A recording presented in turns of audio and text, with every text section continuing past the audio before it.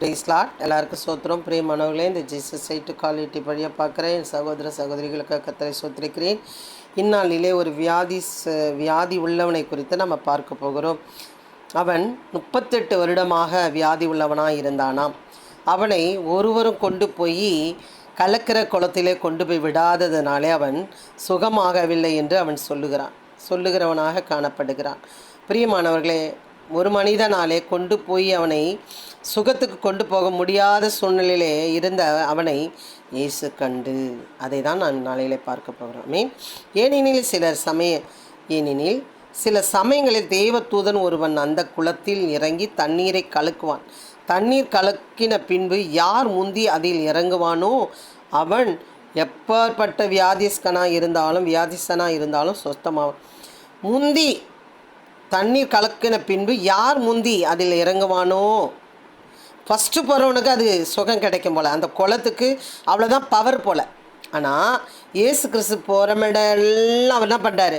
சுகத்தை தருகிறார். பிரியமானவர்களே, ஒருவேளை நீங்கள் இந்த ஹாஸ்பிட்டலுக்கு போனால் தான் சுகம் கிடைக்கும், இந்த ஸ்கின் டாக்டராண்ட போனால் தான் சுகம் கிடைக்கும், இந்த எலும்பு டாக்டராண்ட போனால் தான் சுகம் கிடைக்கும், இந்த கண்டாக்டராண்ட போனால் தான் சுகம் கிடைக்கும் அப்படின்னு நீங்கள் நினைக்கிறீங்களா? நான் சொல்லுகிறேன், கர்த்தர் உங்களை நோக்கி பார்க்கிறார். இயேசு உங்களை நோக்கி பார்க்கிறார். ஏன்னா அவர் உங்களுக்காக ரத்தம் சிந்தி சிலுவை சுமந்தார். பிரியமானவர்களை பாருங்கள், 38 வருஷம் வியாதி கொண்டிருந்த அந்த ஒரு மனுஷன் அங்கே இருந்தான். படுத்திருந்த அவனை இயேசு கண்டு அவனை வெகு காலமாக வியாதிசன் என்று அறிந்து அவனை நோக்கி சொஸ்தமாக வேண்டும் என்று விரும்புகிறாயா என்று கேட்டான். அவன் இயேசுவை நோக்கவில்லை, குளத்தையே நோக்கி கொண்டிருந்தான். பிரியமானவர்களே, அப்போ பாருங்கள், ஒருவேளை நீங்கள் எதையோ நோக்கி கொண்டிருக்கிறீர்களா? இன்றைக்கு நான் சொல்லுகிறேன், நீங்கள் இருந்த இடத்திலே, படுக்கையிலே, உட்கார்ந்த இடத்திலே, நடக்க முடியாத நின்ன இடத்திலே நான் சொல்லுகிறேன், இயேசுவே என்னை கண்ணோக்கி பாரும் என்று கேட்கும் பொழுது அவர் உங்களுக்கு சுகம் தர வல்லவரார். பாருங்க, அவன் குளத்தில் போய் சுகமாகவில்லை, மாறாக அவர் கேட்கிறார், அதற்கு வியாதிஸ்தன், ஆண்டவரே, தண்ணீர் கலக்கப்படும் பொழுது என்னை குளத்தில் கொண்டு போய் விடுகிறதற்கு ஒருவனும் இல்லை, நான் போகிறதுக்குள்ளே வேறொருவன் எனக்கு முந்தி இறங்கி விடுகிறான் என்றான். குளத்தையே பார்த்து கொண்டிருக்கிறார்கள், எதையோ ஒரு டாக்டரையே பார்த்து கொண்டிருக்கிறார்கள், எதையோ ஒரு மந்திரவாதியே பார்த்து கொண்டிருக்கிறார்கள், யாரோ நம்ம புருஷன் கொண்டு போய் விடுவான்னு அவங்களே பார்த்து கொண்டிருக்கிறார்கள். பிரியமானவர்களே, இயேசு அவனை நோக்கி, எழுந்திரு, உன் படுக்கை எடுத்துக்கொண்டு நட என்றார். உடனே அந்த மனுஷன் சொஸ்தமாகி படுக்கை எடுத்துக்கொண்டு நடந்து போன அந்த நாள் ஓய்வு நாளாக இருந்தது. பிரியமானவர்களே, நான் சொல்லுகிறேன், கர்த்தர் உங்களுக்கு பூரண சுகத்தை தர வல்லவராக இருக்கிறார். அவரை நோக்கி பார்க்குற அத்தனை பேருக்கும் அவர் சுகம் தர வல்லவராக இருக்கிறார். நீங்கள் அவரை நோக்கி கூப்பிடுங்கள், அவர் உங்களுக்கு உதவி செய்ய வல்லவராக இருக்கிறார். பிரியமானவர்களே, ஓய்வு நாள் தோறும் நீங்கள் அங்கே சுகப்பெற்றவர்கள் இந்த வேதத்தில் பார்த்தீங்கன்னா ஏகப்பட்ட பேர். உங்களால் முடியலையா? வீட்டிலேயே இருக்காதீர்கள். சுகமாக வேண்டுமா? நீங்கள் பரலோக ராஜ்யத்தின் ராஜாவை பார்க்க வேண்டுமா?